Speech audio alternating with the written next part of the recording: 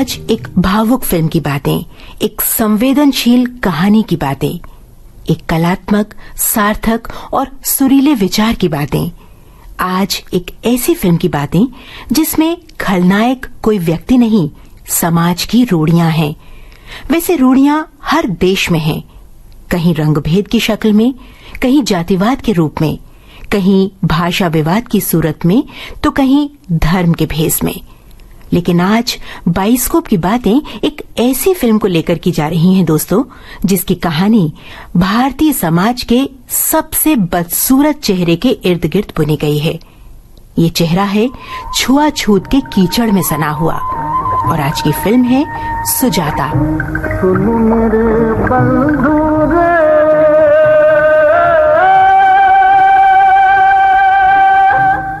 Film Sujata Bimal Roy का सामाजिक सरोकार भी है और फिल्म कला का चमत्कार भी।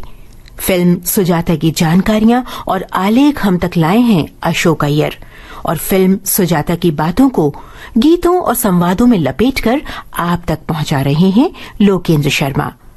प्रोड्यूसर लोकेंद्र शर्मा के सहायक हैं PKA नायर। तो आइए सुने बाइस्कोप की बातें, यानी फिल्म सुजाता की बातें। जलते हैं जिसके लिए तेरी आंखों के दिए, ढूंढ लाया हूँ वही गीत मैं तेरे लिए। जलते हैं जिसके लिए। जिन लोगों ने फिल्म सुजाता देखी है दोस्तों, उन्हें याद होगा कि पर्दे पर इस गीत को गाते हुए फिल्म के नायक सुनील दत्त प्यार में डूबे हुए हैं, और इसे सुनती हुई नायिका नूतन आंसुओं में। परिस्थितियों का ये विरोधाभास फिल्म सुजाता की कहानी का प्राण है। भारतीय समाज में जाने कितनी पीढ़ियों से छुआछूत की रूढ़ियों के अंगारों पर अनगिनत लोग जलते रहे हैं वर्ण व्यवस्था के काले नियमों की खातिर। छुआछूत ने जाने कितनी पीड़ाओं को और जाने कितनी कथाओं को जन्म दिया। जागरूक लोगों ने अपने अपने तरीकों से छुआछूत के मैल को धोने की कोशिशें की। फिल्म सुजाता भी एक ऐसी ही कोशिश थी जागरूक फिल्मकार बिमल रॉय की। हमारे जमाने में भी ऐसा महापुरुष हुआ है जिसने अपना सारा जीवन छुआछूत के पाप को मिटाने में लगा दिया।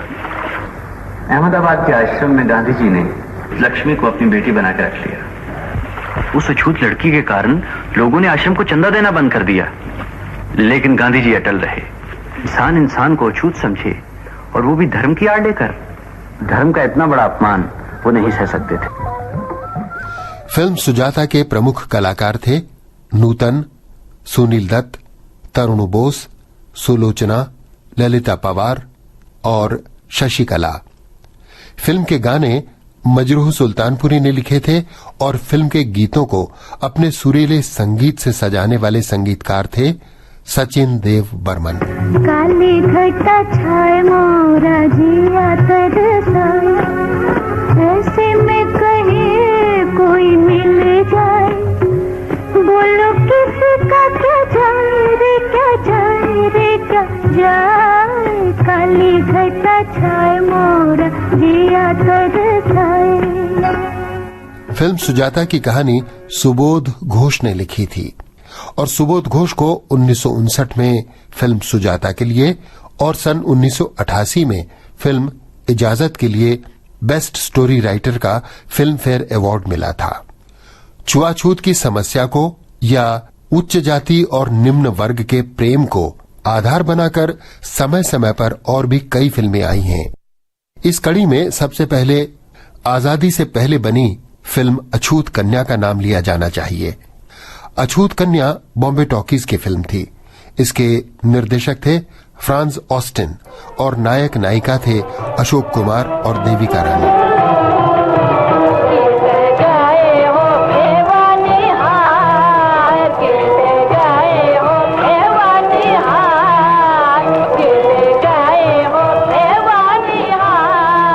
बसंत जोगड़ेकर निर्देशित पंचदीप चित्रा के बैनर तले बनी फिल्म प्रार्थना का विषय भी छुआछूत था।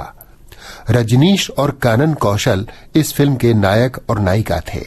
ओपी रहलन की फिल्म प्यास भी इसी विषय पर थी। अपनी आम ग्लैमरस फिल्मी इमेज से हटकर इसमें जीनत ने एक अछूत औरत की भूमिका निभाई थी। निर्माता निर्देशक राजेंद्र सिंह बेदी की अंतिम फिल्म आंखें देखी भी इसी विषय पर थी। सन 1984 में आई के विश्वनाथ निर्देशित जाग उठा इंसान एक अछूत नायक की कहानी थी। ये नायक कुलीन नायिका श्रीदेवी से प्रेम करता था और सामाजिक अत्याचारों का शिकार हुआ। ये रोल किया था मिठुन चक्रवर्ती ने। पर्वतों पे झूमती घटा, मैं नाचूं तू बंसी बजा, ओ मैं नाचूं तू बंसी बजा। पंडित केदार शर्मा की फिल्म फरियाद का नाम नहीं लिया जाए तो शायद ये सूची अधूरी जान पड़ेगी। फिल्म फरियाद के नायक और नायिका थे अशोक शर्मा और जेब रहमान।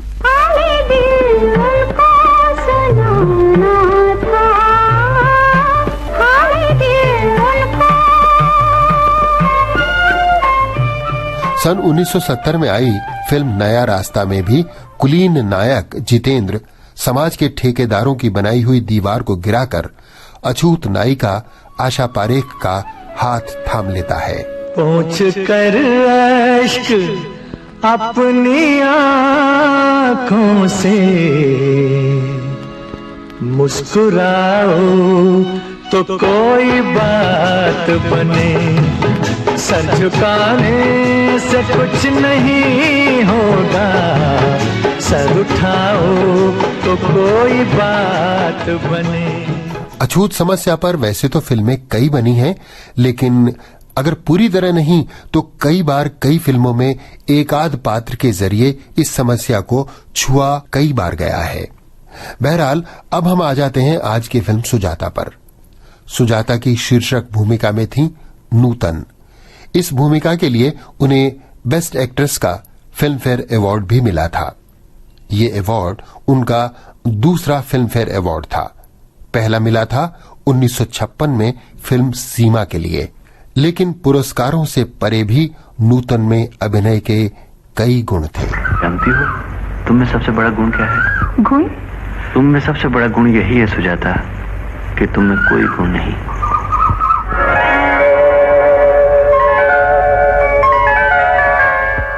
फिल्म सुजाता के आने से 2 बरस पहले यानी सन 1957 में सुनील दत्त ने फिल्म मदर इंडिया में डाकू का रोल निभाया था और सुनील दत्त इस आशंका से उन दिनों परेशान थे कि कहीं उन्हें सिर्फ डाकुओं या खलनायकों के ही रोल न मिलने लगे। इसलिए जब बिमल रॉय की सुजाता का ऑफर उन्हें दिया गया तो उन्होंने अपनी मार्केट प्राइस से भी आधी कीमत पर सुजाता में काम करना कबूल कर लिया। अधीर बेटा। ओ नानी, जरा ये किताबें तो पकड़ो। अरे इतनी ऊंचाई पर बैठकर पढ़ रहा है, गिर जाएगा तो। ये किताबें तो पकड़ो। अरे कितनी भारी है बाबा। भारी नहीं होंगी, मालूम है कितना ज्ञान भरा है इनमें। ठहरो मैं तुम्हें पढ़कर सुनाता हूँ। रहने दे, मैं ये सब क्या समझूंगी, मैं तो अपनी कहने आई हूँ बाबा। शादी की बात ना। इतना समझदार है तू। बस कह दिया ना, नहीं करूँगा नहीं करूँगा नहीं करूँगा। नहीं करेगा तो मैं भी बैंक का सारा डिपॉजिट, कंपनी के सारे शेयर किसी अस्पताल के नाम लिखवा दूंगी। मैं तुम्हें लिखने ही नहीं दूंगा, मैं शादी भी नहीं करूंगा और तुम्हारी सारी जायदाद भी हड़प कर लूंगा। मैं तुझे तो कुछ नहीं दूंगी, अगर दिया तो तेरी बहू को दूंगी। फिर तो मैं शादी किसी सूरत में भी नहीं करूंगा। ऐसा भी कहीं होता है। फिल्म सुजाता में अनाथ नूतन की परवरिश करने वाले माता पिता की भूमिकाओं में थे सुलोचना और तरुण बोस। फिल्म सुजाता पहली ऐसी फिल्म थी जिसमें सुलोचना मां के रोल में दिखाई दी।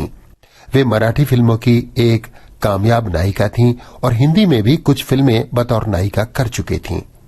इसलिए जब सुजाता में उन्हें नूतन की मां का रोल करने का ऑफर दिया गया तो वे थोड़ा हिचकिचा रही थीं। फिर एक मुलाकात के दौरान ललिता पवार और दुर्गा खोटे ने उन्हें समझाया कि वे इस भूमिका को जरूर करें, क्योंकि फिल्म इंडस्ट्री में नायिका की उम्र ज्यादा लंबी नहीं होती, लेकिन चरित्र भूमिकाएं निभाने वाले लंबी पारी खेलते हैं और हुआ भी यही। सुजाता के बाद फिल्मी मां के रूप में सुलोचना ने जो जगह बनाई उससे कोई भी अनजान नहीं है। ये है मेरी बेटी रमा, इस साल बीए कर रही है। डिबेटिंग में तो कई इनाम जीत चुकी है। माँ, मेरी रमा सिर्फ लिखाई पढ़ाई में नहीं, घर के कामकाज में भी बहुत होशियार है। खेलों में तो इसे कितने ही कप मिले, और बेटा इसके गाने की तो सभी तारीफ करते हैं। अब इसका जन्मदिन आने ही वाला है, उस रोज तुम जरूर आना। हाँ हाँ, जरूर आएगा, जरूर आएगा। जन्मदिन पर ही क्यों, अब तो जान पहचान हो गई है, वक्त मिला तो आया करो। तुम तो हमारे अपने ही हो बेटा। तुम बैठ के बातें करो, मैं देखती हूँ बेरा अभी तक चाय क्यों नहीं लाया। सुजाता को पालने वाले पिता उपेंद्र नाथ का रोल तरुण बोस ने किया था। इन्हीं तरुण बोस को बाद में दर्शकों ने फिल्म अनुपमा में शर्मिला टैगोर के पिता के रूप में देखा। तरुण बोस बिमल रॉय की ही खोज थे। नागपुर में पढ़े और बढ़े तरुण बोस ने 7 साल तक पोस्टल ऑडिट विभाग में नौकरी की, लेकिन रंगमंच से भी जुड़े रहे। नागपुर में ही एक चैरिटी शो के दौरान बिमल रॉय ने तरुण बोस का अभिनय देखा और उन्हें फिल्मों का ऑफर देकर 2 साल का कॉन्ट्रैक्ट कर लिया। तरुण बोस की पहली फिल्म थी बिमल रॉय कृत अपराधी कौन, जिसके निर्देशक थे अशित सेन। फिल्म अपराधी कौन में दर्शकों ने तरुण बोस को रहस्यमय डॉक्टर के रोल में देखा। इसके बाद वे नजर आए फिल्म सुजाता में एक सहृदय पिता के रूप में। जाल, अनुपमा, बंदिनी, मेरी सूरत तेरी आंखें, अनोखी रात और गुमनाम तरुण बोस की यादगार फिल्में रहीं। इन्हीं में एक उल्लेखनीय फिल्म थी सुजाता। चलो, थर्मामीटर है क्यों? आया कह रही है कि उस लड़की को बुखार हो गया है। बुखार? आजकल चारों तरफ बीमारी फैल रही है। देखो तो, बुखार तो नहीं है। लो, छू दिया ना तुमने, अब नहाना पड़ेगा। ओह, तो आप मेरा इम्तिहान ले रहे थे। कोई जानवर ही पाल ले तो उससे भी थोड़ा बहुत लगाव हो जाता है, और ये तो फिर बेचारी आदमी की औलाद है। फिल्म सुजाता से जुड़ी 2 घटनाओं का जिक्र भी हो जाए। सुजाता का मशहूर गाना जलते हैं जिसके लिए, जिसका मैंने शुरू में ही जिक्र किया था, सभी को याद होगा। फिल्म के संगीतकार एस.डी. बर्मन ने बिमल रॉय को सुझाव दिया था कि फिल्म का नायक ये पूरा गाना टेलीफोन पर गाकर नायिका को सुनाए। बिमल रॉय को ये बात थोड़ी हास्यास्पद सी लगी। कई दिनों तक बिमल रॉय और एस.डी. बर्मन के बीच बहस होती रही और आखिर में संगीतकार की जीत हुई। सुजाता के प्रदर्शन के बाद फिल्म का यही गाना सबसे ज्यादा हिट हुआ, और कहने की जरूरत नहीं कि इतने बरसों बाद आज भी ये गाना लोगों के दिल में बसा हुआ है। दिल में रख लेना इसे, हाथों से ये छूटे न कहीं। गीत नाजुक है मेरा, शीशे से भी टूटे न कहीं। दिल में रख लेना इसे, हाथों से ये छूटे न कहीं। गीत नाजुक है मेरा, शीशे से भी टूटे न कहीं। गुनगुनाऊंगा यही गीत मैं तेरे लिए, जलते हैं जिसके लिए। टेलीफोन पर गीत गाने के वैसे हमारी फिल्मों ने कई बार प्रयोग किए हैं। फिल्म सुजाता से पहले फिल्म पतंगा में टेलीफोन सिचुएशन पर फिल्माया गया ये गाना खासा हिट हुआ था। हेलो, मैं रंगून से बोल रहा हूँ। मैं अपनी बीवी रेणुका देवी से बात करना चाहता हूँ।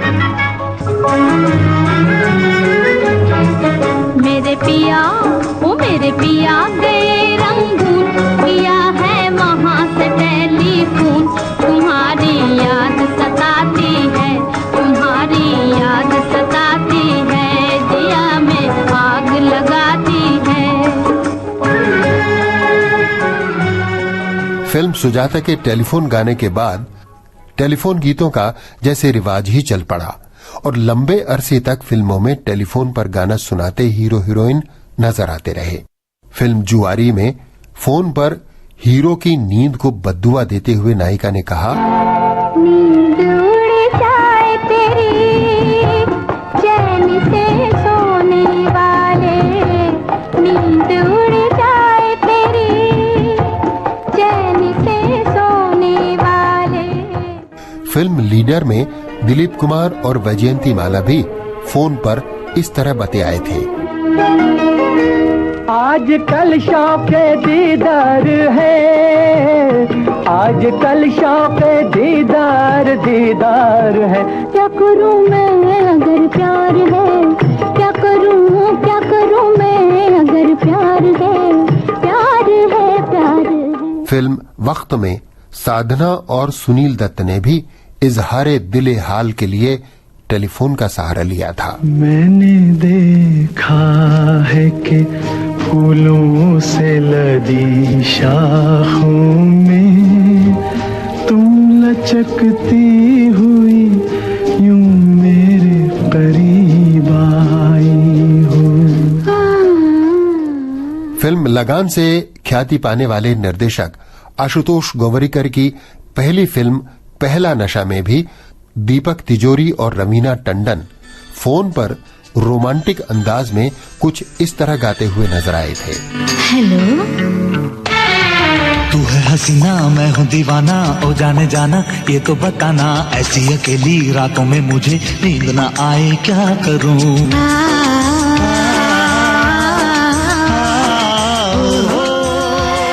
खैर साहब, टेलीफोन गीतों के किस्से चलते रहे तो सुजाता की बात पूरी नहीं हो पाएगी, इसलिए आइए हम फिल्म सुजाता पर लौट आते हैं। बिमल रॉय को फूलों, पत्तों, लताओं और पेड़ पौधों से जैसे विशेष लगाव था। जब सुजाता का नायक अधीर यानी सुनील दत्त नायिका सुजाता यानी नूतन से पहली बार प्यार का इजहार करता है, तब बिमल रॉय ने चंद्रमालिका नाम के फूल का सहारा लिया। प्रेम निवेदन सुनकर नायिका जब सिमटकर सिहर जाती है तो बिमल रॉय ने हीरोइन की प्रतिक्रिया को थोड़ा सा दिखाकर बाकी काम छुई मुई लाजवंती से लिया। प्रेम निवेदन के बाद जब हीरो चला जाता है तो हीरोइन के मन के आनंद को व्यक्त करने के लिए भी बिमल रॉय ने हीरोइन को नहीं, फूलों, पत्तों और लताओं को पर्दे पर नचाया। फूलों, पत्तों और लताओं के मनचाहे शॉट्स लेने के लिए रोजाना शूटिंग होती। ये सिलसिला 1-2 दिन नहीं, महीनों तक चला। यहां तक कि स्टूडियो के कर्मचारियों और यूनिट वालों ने ये कहना शुरू कर दिया कि पता नहीं बिमलदा किस झोंक में आकर हजारों फीट फिल्म फूल, पौधों और पत्तों पर बर्बाद कर रहे हैं। लेकिन जब यही फूलों और पत्तों के शॉट्स बिमलदा ने अपने ढंग से फिल्म सुजाता में सजाए तो बोलने वालों के मुंह बंद हो गए और खामोश लोगों के मुंह खुले के खुले रह गए। शायद कैमरे की कला का कमाल इसी को कहते हैं। अरे बाबू, ये बगीचा और जितने भी फूल आप देख रहे हैं ना, ये सब दीदी की करामत है। इसके हाथ में तो जादू है, जादू। मैं तो कविता में चंद्रमल्लिका लिखती हूँ ना, सिर्फ ख्याली, और दीदी सच में चंद्रमल्लिका खिला देती है। सुजाता, तुम क्या कविता नहीं लिखती? दीदी तो रमा, मैं तुमसे नहीं पूछ रहा हूँ। हाँ सुजाता, तुमने बीए में कौन सा सब्जेक्ट ले रखे हैं?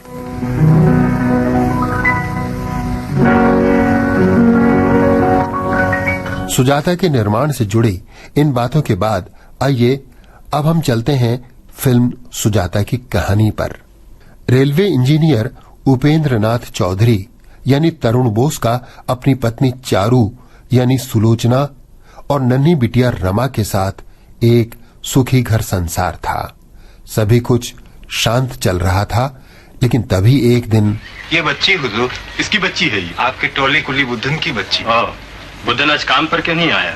वो भगवान को प्यारा हो गया सरकार वो और उसकी जोड़ू दोनों हैजे के शिकार हो गए। हैजे से मर गए बेचारे। लेकिन तुम उसे यहाँ क्यों ले आए हो? तो दुनिया में इसका कोई भी नहीं हुजूर। ये तो बहुत नीच जात की है और इसकी बिरादरी का कोई भी घर इस गांव में नहीं। इसके माँ बाप मरे पड़े थे और गीदड़ सियार इसे उठाने की घात लगाए बैठे थे। अचानक मैं वहाँ पहुँच गया तो बच गई बेचारी। हे भगवान! लेकिन इस झंझट में कौन पड़े चारू? इसे ले ही जाए तो अच्छा। इसे गीदड़ सियार ही ले जाए? नहीं, मेरा मतलब है कि आया? जी मैम साहब, तुम कुछ दिनों के लिए इस बच्चे को अपने पास रख सकती हो? नहीं मैम साहब, नौकर किस बात की हूँ, तो ले लो इसे। इसे गर्म पानी से नहलाकर रमा का कोई पुराना फ्रॉक पहना देना और इसे अपने ही कमरे में रखना। जी मेम साहब। उपेंद्रनाथ के परिवार में अब वो नन्ही अनाथ बच्ची भी एक नए सदस्य के रूप में शामिल हो गई। चारू जब अपनी बेटी रमा के लिए लोरी गाती तो वही लोरी उस बच्ची को भी ममता की छांव में समेट लेती, भले ही दूर से। नन्ही कली सोने चली हवा धीरे आना, नींद भरे पंख लिए झूला झूला जाना। नन्ही कली सोने चली।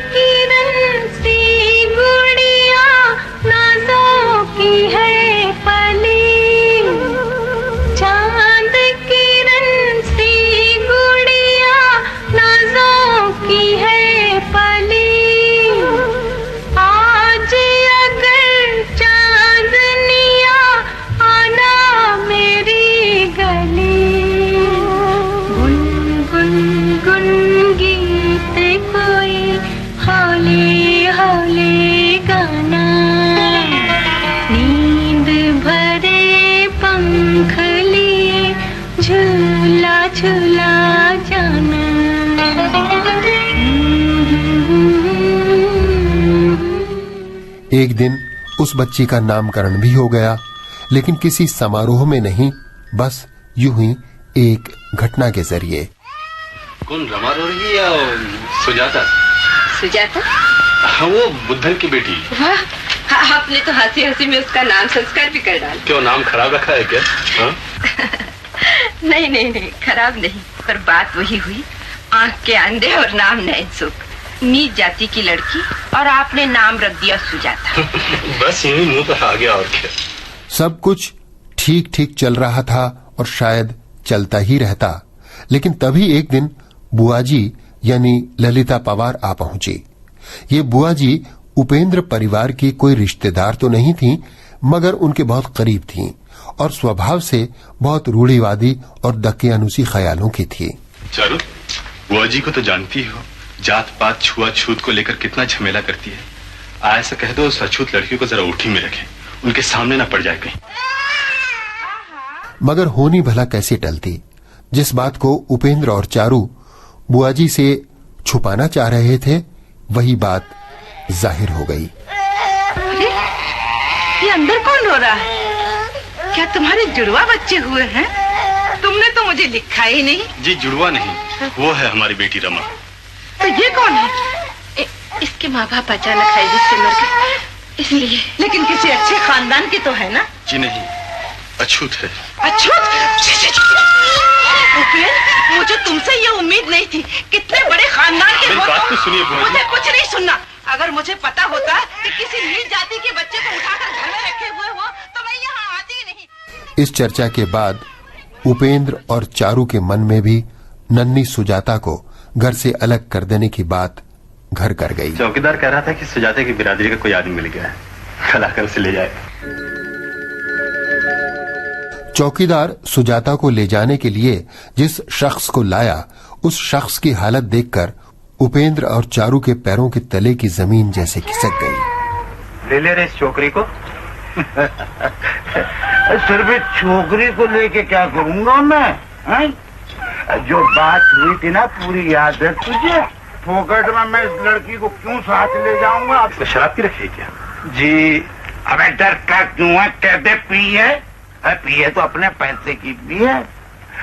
पूरा माल लिए बिना मैं इस मुसीबत को गले क्यों बांध लूं? उस शराबी के हाथों बच्ची सुजाता को सौंप देना चारू और उपेंद्र को कतई गवारा न हुआ, बल्कि चारू को तो क्रोध हो आया। निकाल दो इस शराबी को धक्के मार के बाहर। तुमने ठीक कहा है, चलो निकल जा, निकल जा। पहले खुद आदमी बन, फिर किसी के बच्चे की जिम्मेदारी लेना। जितने पैसे मिलेंगे वो तो शराब में ही उड़ा देना। चौकीदार निकाल दो, निकाल दो उसको। बच्चे को अंदर ले जाओ। अब सुजाता फिर से चारू और उपेंद्र के पास ही थी और दोनों को मजबूरन सुजाता को अपने साथ ही रखना पड़ा। उपेंद्र का तबादला होता रहा। उसकी बेटी रमा और सुजाता दोनों साथ साथ बड़ी होती रहीं। उपेंद्र और चारू ने कई बार कोशिश भी की कि सुजाता को कहीं और भेज दिया जाए, लेकिन हर बार नियति जैसे अपना खेल खेलती रही। सुजाता को शायद पता चल गया था। वो जा रही थी तो मैंने उसे देखना चाहा, खिड़की खोल दी गलती से। तुम इसे गलती क्यों कहती हो चारू? कुछ भी हो, आखिर तुम माँ, भगवान की शायद यही इच्छा है। इससे पहले भी तो 2 एक बार सुजाता को घर से निकाल देने की कोशिश हमने की थी। जब वो इसी घर को अपना समझे बैठी है तो फिर यहीं रहे, भगवान के आशीर्वाद से बड़ी हो जाए, तब कोई ना कोई रास्ता निकल ही आएगा। समय बीता और दोनों बच्चियां जवान हो गईं।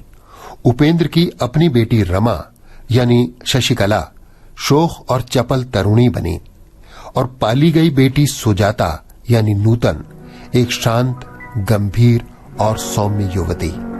बचपन दोनों का पीछे छूट गया था और सुरीला यौवन तन मन को संगीत से सजाने में जुटा था।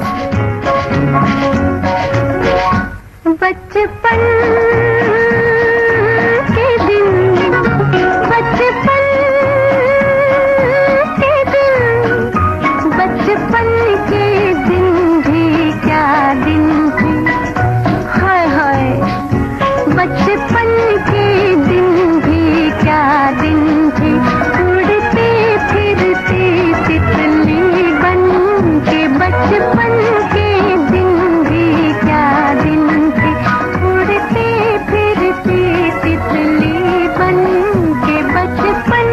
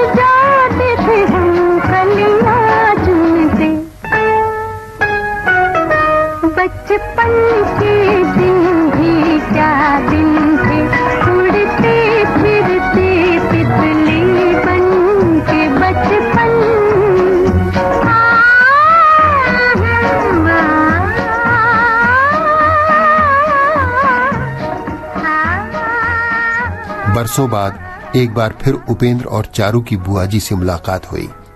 बुआ जी की सोच आज भी वैसी ही थी, दकियानुसी और रूढ़िवादी।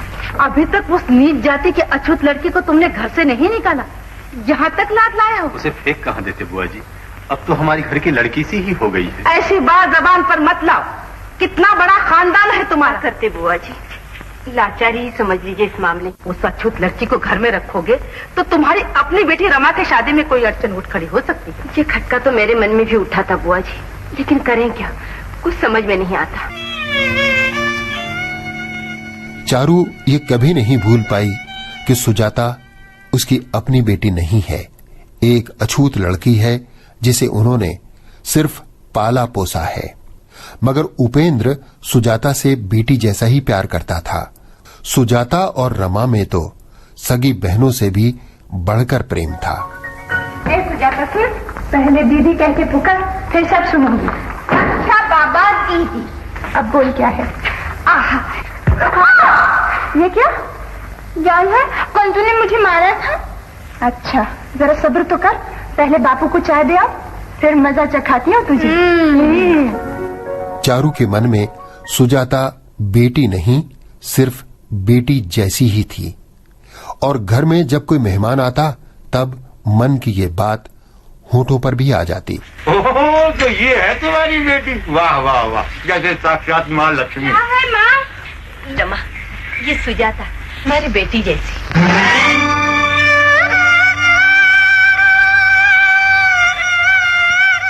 चारू की ये बात सुजाता का दिल छलनी कर देती।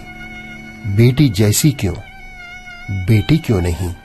एक दिन बुआजी अपने रिसर्च कर रहे होनहार नवा से अधीर यानी सुनील दत्त के साथ सुजाता के घर आईं और वही हर बार वाला तमाशा एक बार फिर शुरू हो गया। आप भी हमारी शाम बाजार वाली बुआ जी के फेमस नाती अधीर बाबू हैं जी। हम विराजिए। क्यों बेटा, रमा से जान पहचान हो चुकी? बहुत अच्छी तरह, लेकिन ये नहीं समझ सका कि इन दोनों में रमा कौन है। ये है मेरी बेटी रमा, इस साल बीए कर रही है। डिबेटिंग में तो कई इनाम जीत चुकी है। माँ, और वो सुजाता है, हमारी बेटी जैसी। सुजाता अब तक इस सच्चाई से बिल्कुल अनजान थी। वो ये नहीं जानती थी कि कभी कभी ये जो उसके साथ गैरों जैसा व्यवहार होता है, इसका कारण क्या है। जब वो अधीर और बुआजी के लिए चाय ले जाने लगी तो चारू ने टोका, ये क्या, तू क्यों चाय लेकर आई? मैंने तो महादेव से कहा था। क्यों अम्मी, मैं ही ले आई तो क्या? न बुआजी पियेंगी और न अधीर को पीने देंगी। जा, महादेव से कहे दोबारा बना कर लाए। दोबारा? लेकिन क्यों? बहस मत कर, जा जल्दी। जब मेहमान चले गए तो उपेंद्र और चारू अपने दुर्व्यवहार के लिए पछताने लगे। सुजाता के मन को दुख पहुंचाना मुझे अच्छा नहीं लगा। तो मुझे ही कहाँ अच्छा लगा। आप तो बुआ जी की छुआछूत के विचारों को जानती हैं।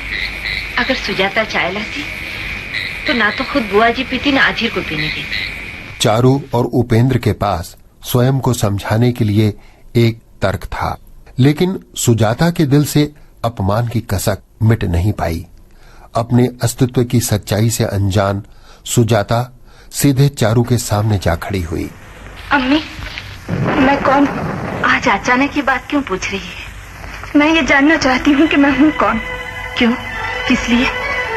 महादेव के हाथ की चाय वो लोग खुशी से पी गए, लेकिन मेरे हाथ की चाय क्यों न पीते? क्या मेरी छूने से चाय जहर बन जाती? सुजाता, दिमाग न चाट मेरा, मुझे फुर्सत नहीं। अम्मी, आज तुम्हें बताना ही होगा, बिना जाने नहीं छोड़ूंगी। बताओ। तेरी ये मजा? पूछ, क्या पूछना चाहती है? मैं कौन हूँ? तू अछूत है। अछूत? हाँ, एकदम नीची जात। तेरे हाथ का छुआ खाना तो क्या, तेरी परछाई तक से लोग दूर रहना चाहते हैं। लेकिन मैं इतनी नीच जात किस लिए हुई? तेरा जन्म नीच जात में हुआ। तेरे माँ बाप अछूत थे, इसलिए। कहाँ है मेरे वो अछूत माँ बाप? वो नहीं है, इस दुनिया में नहीं है। अगर होते तो इस तरह हम पर बोझ बनकर। बोझ? मैं सिर्फ बोझ हूँ?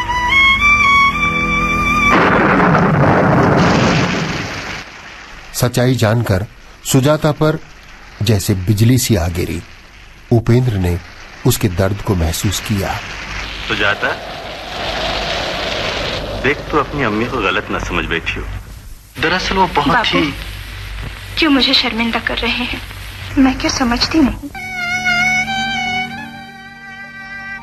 अपने अछूत होने का अर्थ सुजाता समझती थी और इस अर्थ के पीछे जो दर्द था वो सुजाता का भाग्य था। एक दिन अधीर एक बार फिर उपेंद्र के घर आया। सामने मिल गई रमा। अच्छा रमा, उस दिन तुम्हारे साथ कौन थी? मेरी दीदी। तुम्हारी दीदी? लेकिन तुम्हारी माँ तो... माँ की बात छोड़िए, वो तो हमेशा ऐसे ही कहा करती। रमा? हाँ? तुम्हारी दीदी दिखाई नहीं देती, कहीं बाहर भी नहीं क्या? हैं तो वो घर ही पे, लेकिन उन्हें देख पाना कोई आसान काम नहीं। वो कभी एक मिनट भी खाली नहीं बैठती, सुबह से शाम तक घड़ी के मुताबिक काम करती। और इस वक्त? इस वक्त कितने बजे हैं? 6। चलिए मैं आपको उनके दर्शन कराऊं। कहाँ? चलिए ना।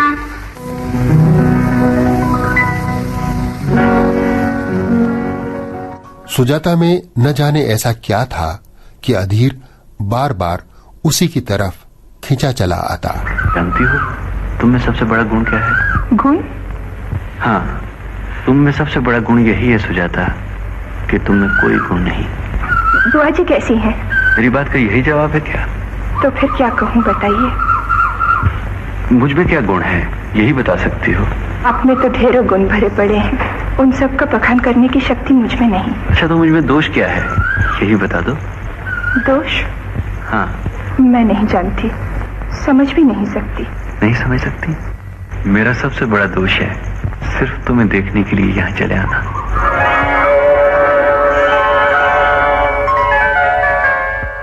चारू और बुआ जी दोनों मिलकर रमा और अधीर को शादी के बंधन में बांधने के सपने संजो रहे थे, लेकिन सपनों के साथ साथ बुआ जी के मन में शंकाएं भी घर किए हुए थीं। सुजाता जब तक इस घर में है, रमा और अधीर के ब्याह का वचन मैं नहीं दे सकती। आप तो जानती हैं बुआ जी, हम जी जान से इसी कोशिश में लगे हैं। बस तुम्हारी भी वही बात। सुजाता के लिए कोई शरीफ घर का लड़का ढूंढा जा रहा है।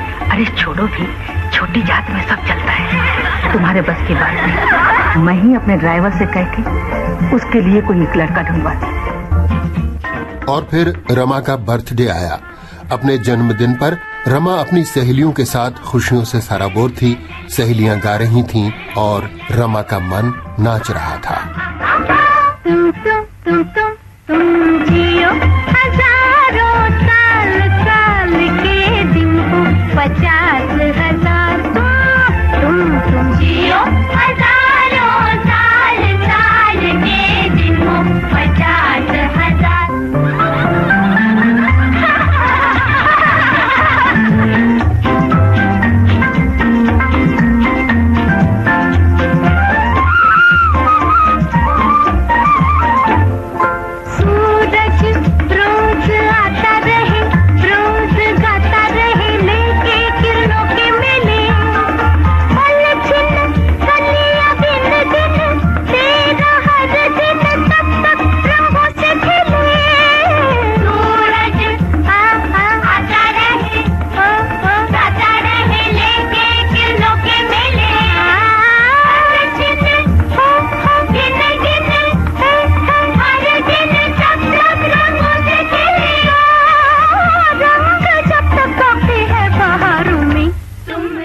इधर नाच गाने की ये महफिल थी और उधर सुजाता जन्मदिन की इस महफिल और हंगामे से दूर बाहर एकांत में खामोश बैठी थी। अधीर उसे ढूंढता हुआ वहीं आ पहुंचा। सुजाता, आप वहाँ से चले क्यों आए? और तुम क्यों चली आई? आप नहीं समझ पाएंगे। मैं समझ चुका। संसार में ऐसा कोई नहीं जिसमें ये सब समझने की शक्ति हो। मुझ में है। वो तो सिर्फ एक बात की बात है, उसके लिए फिर इतना दुख क्यों हो जाता है? कौन सी बात? तुम्हारी अम्मी का तुम्हें बेटी ना कहे, बेटी जैसी कहना। रो क्यों रही हो सुजाता? तुम तो उपेन बाबू की ही लड़की हो। दुनिया में कौन है ऐसा जो इस सच्चाई को ना माने? आप मानते हैं? बेशक।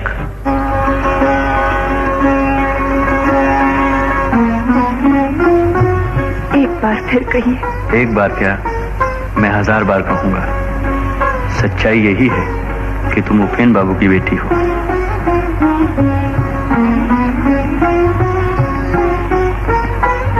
अच्छा सुजाता, तुम्हारा जन्मदिन कब है? खो गया कहीं अंधेरे में। मैं समझा नहीं। जब इतना कुछ आप समझ सके तो ये क्यों नहीं समझ पाते कि मेरे जन्मदिन का पता किसी को नहीं? मैं कहता हूँ कि है। किसे? आकाश के झिलमिलाते तारों को। उस दिन भी आकाश पे तारे इसी तरह बिखरे पड़े झिलमिला रहे थे। अच्छा सुजाता, अगर कहूँ कि उसी जन्मदिन का तोहफा तुम्हें देना चाहता हूँ तो कबूल करोगी? बोलो ना सुजाता। जिसके जन्मदिन का ही कोई ठिकाना नहीं, उसे आपने इंसान तो माना, उसके दुख को तो समझा। इससे बड़े किसी भी तोहफे की इच्छा मुझे नहीं।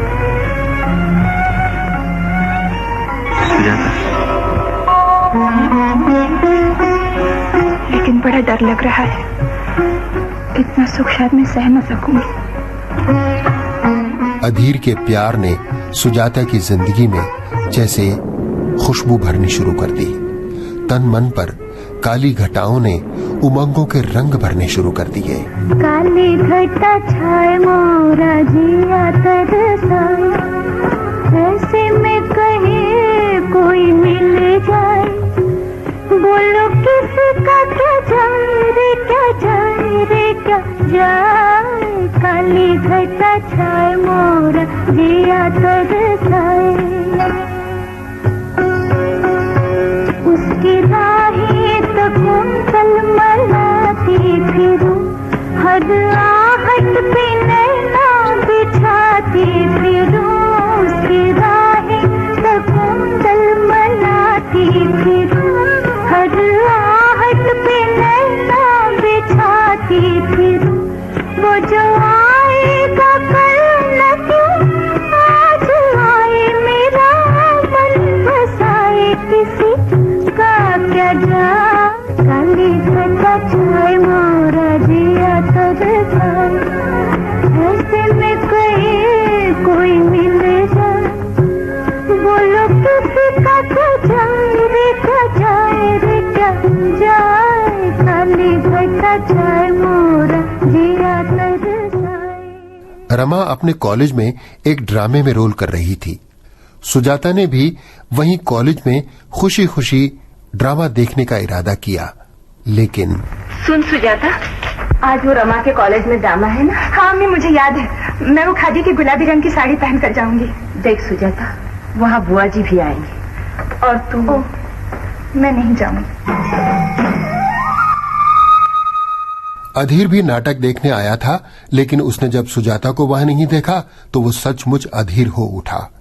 नाटक बीच में ही छोड़कर अधीर सुजाता को खोजता हुआ उसके पास आ पहुंचा। वो जानता था कि अकेलेपन में सुजाता नदी के किनारे महात्मा गांधी की मूर्त के पास जाकर बैठ जाया करती है। आपको कैसे पता चला मैं यहाँ हूँ? मन ने बता दिया। आप रमा के कॉलेज में चंडाली का नाटक देखने नहीं गए? गया तो था, बहाना बना के चला आया। अच्छा, आप झूठ भी बोलते हैं? हाँ बोलता हूँ, बशर्ते इसमें किसी का नुकसान न हो और मुझे फायदा मिले। चंडाली का नाटक तो मैंने बहुत बार देखा है। अच्छा, कैसा है? तुम नहीं जानती उसकी कहानी? नहीं तो फिर आई क्यों नहीं नाटक देखने? ऐसे ही। बहुत अच्छी कहानी है, सुनाइए ना। अधीर ने सुजाता को चंडालिका नाटक की कहानी सुनाई। इसी कहानी के माध्यम से फिल्म सुजाता में अछूतोद्धार का संदेश भी दिया गया है। अधीर की सुनाई कहानी और उसके विचारों से हीन भावना और अकेलेपन के एहसास से घिरी सुजाता का अंतर्मन मानो धुल गया, निर्मल हो गया, और अधीर उसकी चाहत सुजाता के आंसू देखकर जैसे विचलित हो गई। तुम रो रही हो? रो नहीं रही। ये कहानी सुनकर भला कोई रो सकता है? आज मुझे यहाँ की हर चीज बहुत अच्छी लग रही है। आपको नहीं लग रही? होता तुझी पल में होती अमर लता तेरे गले माला बनके बड़ी मुस्कुराती रे। सुजाता,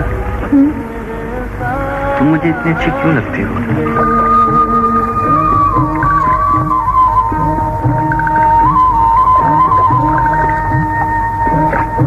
सुनो मेरे बंधु रे,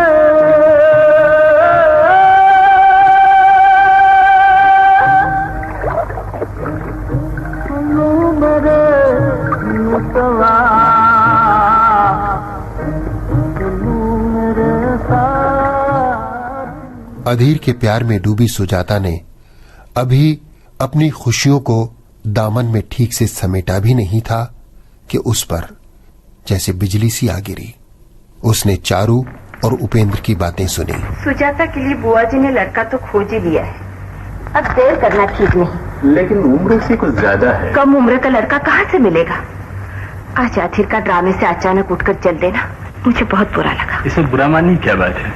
मुमकिन है उसे कोई जरूरी काम रहा हो। आजकल के छोकरों की महिमा ही न्यारी है, उनके मन की समझना आसान नहीं। आज जब बुआ जी कहती हैं कि अधीर रमा के साथ ब्याह करने को राजी है, तो रमा का इम्तिहान होने तक भी ठहरने की कोई जरूरत नहीं। अधीर जैसे हीरे के साथ रमा का ब्याह न हुआ तो मुझे बहुत दुख होगा। लड़खड़ाते हुए कदमों से सुजाता अपने कमरे में लौटी। कमरे में अंधेरा था, ठीक सुजाता के नसीब जैसा। और तभी अधीर का फोन आ गया।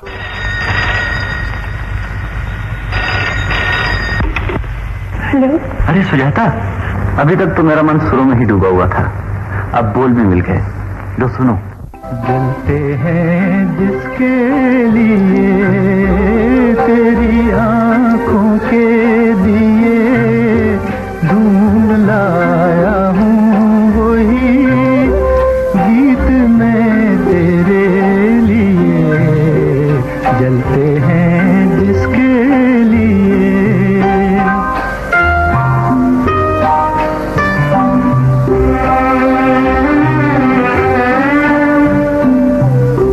दर्द बन के जो मेरे दिल में रहा, ढल न सका। जादू बन के तेरी आंखों में रुका, चल न सका। दर्द बन के जो मेरे दिल में रहा, ढल न सका। जादू बन के तेरी आंखों में रुका, चल न सका। आज लाया हूँ वही गीत मैं तेरे लिए। जलते हैं जिसके लिए तेरी आंखों के दिए, ढूंढ लाया हूँ वही गीत मैं तेरे लिए। जलते हैं जिसके लिए। अधीर का प्यार और प्यार भरा ये गाना सुजाता को कहीं गहरे तक तड़पा गया और वो सिसकियां ले लेकर रोने लगी। लेकिन टेलीफोन पर अधीर को सिसकियों की उम्मीद नहीं थी। तुम हंस रही हो क्या? मेरा गाना अच्छा नहीं लगा? आज घाट पर आपके साथ जो भी बातें हुई वो झूठ थी। ये क्या कह रही हो सुजाता? मैं आपके हाथ जोड़ती हूँ, इसके बारे में मुझसे और कुछ मत पूछिए। सुजाता, सुजाता। सुजाता का अचानक बदला हुआ रवैया अधीर ठीक से समझ नहीं पाया और वजह जानने के लिए वो सीधा सुजाता के सामने आ पहुंचा, फैसला करने के इरादे से। मैं तुम्हारे साथ फैसला करने आया हूँ सुजाता। आखिर आप वही भूल फिर मत कीजिए अधीर बाबू। मेरा ब्याह आपसे नहीं हो सकता। क्यों नहीं हो सकता? मैं आपकी जात की नहीं हूँ। बिन बाबू से तुम्हारी कोई रिश्तेदारी नहीं? मैं बहुत नीची जात की हूँ। मैं अछूत हूँ। मुझ जैसी अछूत लड़की की बात ही भूल जाइए। अधीर को अपनी नानी से पता चला कि सुजाता की शादी कहीं तय हो गई है। वो जैसे आहत हो गया। उसने फौरन सुजाता को फोन किया। हेलो। कौन? सुजाता? सुना है बहुत मालदार असामी के साथ ब्याही जा रही हो। आखिर दौलत के लालच में तुमने मेरे प्यार को ठुकरा ही दिया। ये सब आप क्या कह रहे हैं अधीर बाबू? इससे सुनी है आपने मेरे ब्याह की खबर? तो फिर उस ब्याह के मुहूर्त पर एक बार आइएगा जरूर। क्यों? आपके पाँव की धूल से अपनी मांग भरकर यह अछूत लड़की आपकी आंखों के सामने सदा सदा के लिए सो जाएगी।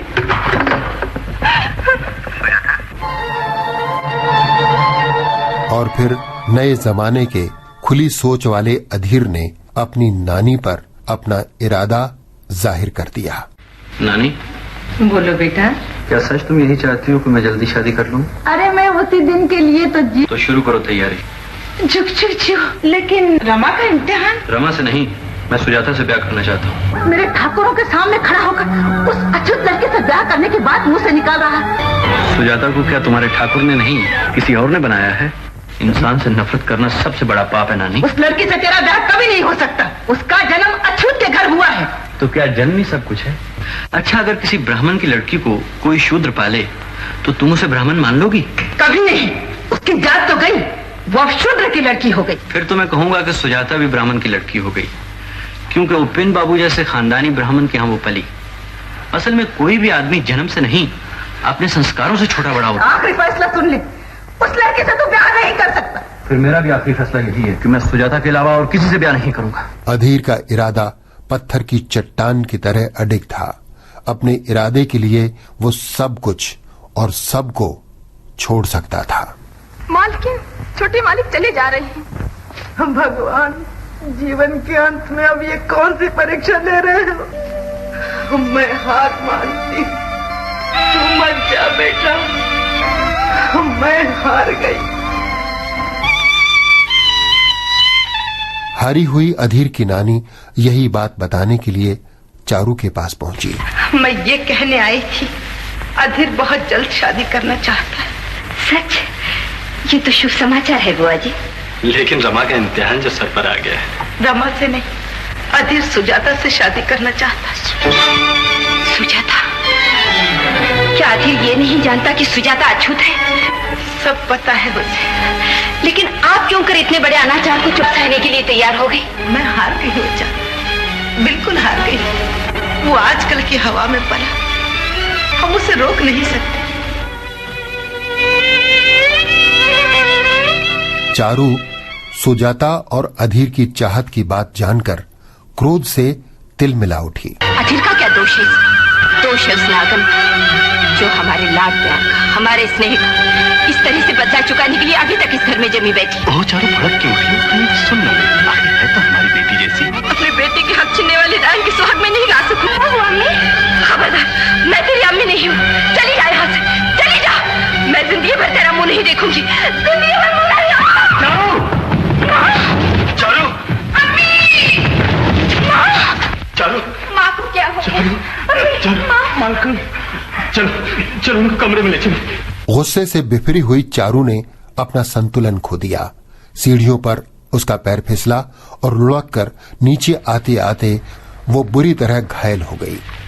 देखिए उपेंद्र बाबू, मैं आपको साफ साफ बता दूं, रोगी की दशा बहुत ही सीरियस है। उसे फौरन ताजा खून देना पड़ेगा। यहाँ और कोई नहीं है। आप मेरा खून देख लीजिए। सुजाता, तू? डॉक्टर सांघवी, आप इनका ब्लड टेस्ट कीजिए, मैं तब तक इंजेक्शन दे के आता हूँ। क्यों डॉक्टर? पेशेंट का खून और इनका खून बराबर मिलता है, सेम टाइप। Thank God. आइए आप मेरे साथ, हमें ज्यादा देर नहीं करनी चाहिए। आइए डॉक्टर सांघवी।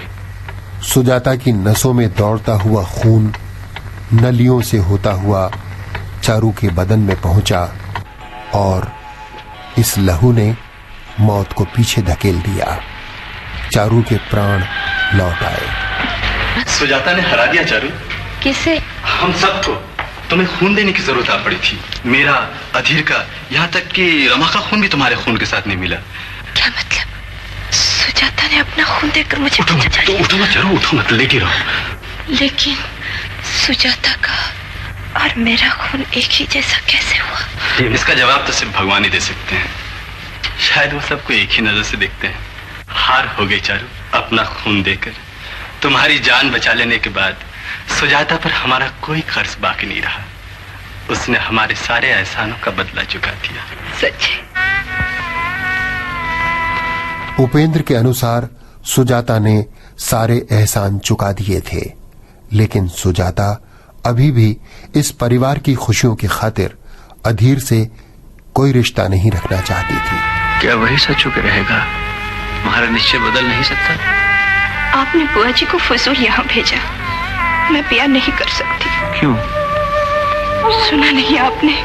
मेरे ही कारण अम्मी को इतनी तकलीफ हुई, मेरी सांस तक भी जहरीली है। अब मैं तुम्हारे सामने कभी नहीं आऊंगा। जाने से पहले एक बार कहते जाओ कि माफ कर दिया। अम्मी और बाबू की खुशियां मैं नहीं छीन सकूंगी, उन्हें दुखी नहीं कर सकती। उपेंद्र ने सुजाता और अधीर की सारी बातें सुन ली और ये सच्चाई चारू को बताना उसने अपना फर्ज समझा। सुजाता ने एक बार फिर हमें हरा दिया। उसने हमारा झूठा गरूर बिल्कुल जड़ सुखा दिया है। उसे बुलाइए। अरे खड़ी क्यों है? रख दे, बैठ। मेरे पास बैठ सुजाता। सुना तूने, आखिर तुझसे ब्याह करना चाहता है? नहीं अम्मी, नहीं। क्यों? मैं कभी ब्याह नहीं करूंगी, सदा तुम्हारे पास रहूंगी। रमा का ब्याह हो। रमा का तो होगा ही, तेरा भी तो होना चाहिए। तू भी तो हमारी बेटी। अम्मी मत कहो, अम्मी ये बात मत कहो। कौन सी बात? यही बेटी जैसी मुझसे नहीं सुनी जाती अम्मी, मुझसे नहीं सुनी जाती। कौन कहता तू हमारी बेटी जैसी? तू तो हमारी बेटी है, हमारी ही बेटी है। क्या कहा? फिर कहिए। हाँ, तू भी तो हमारी ही बेटी है।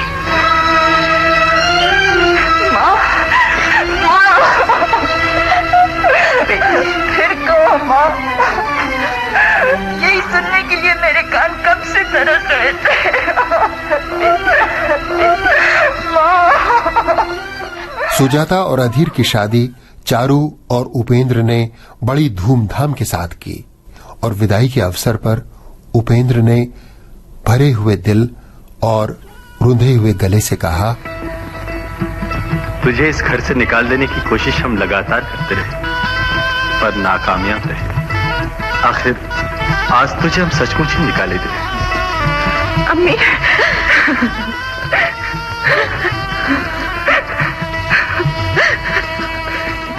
चल बेटी चल, देर हो रही है।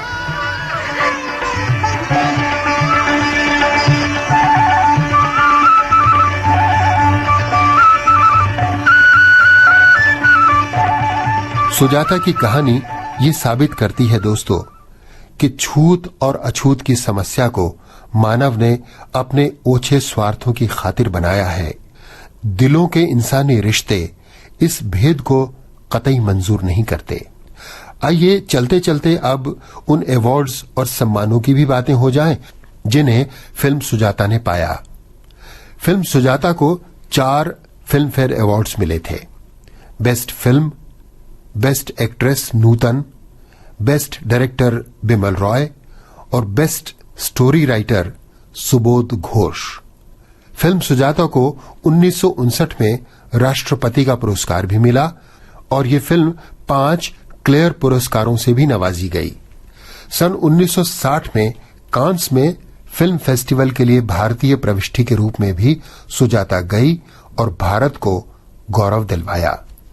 फिल्म सुजाता ने जिस समस्या को अपनी कहानी का केंद्र बनाया, वो समस्या आज भी हमारे समाज की समस्याओं का केंद्र है और फिलहाल हम केवल उम्मीद ही कर सकते हैं कि बिमल रॉय जैसे फिल्मकारों के पदचिन्हों पर चलने वाले लोग अपने अपने तरीकों से इस समस्या से जूझते रहेंगे और सुजाता नए नए रूप धरकर समाज की आंखें खोलती रहेगी।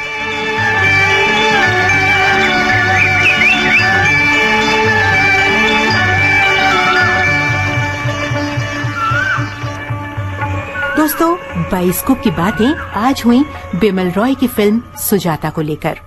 जानकारियों के रूप में आलेख हम तक लेकर आए अशोक अय्यर। गीतों और संवादों के साथ इस कार्यक्रम को प्रस्तुत किया लोकेंद्र शर्मा ने। प्रोड्यूसर लोकेंद्र शर्मा के सहायक थे PKA नायर। आज की बातें बस यहीं तक। मुलाकात होगी अगले हफ्ते। बातें होंगी किसी और फिल्म को लेकर। तब तक हमारी पूरी टीम को दीजिए इजाजत। नमस्कार।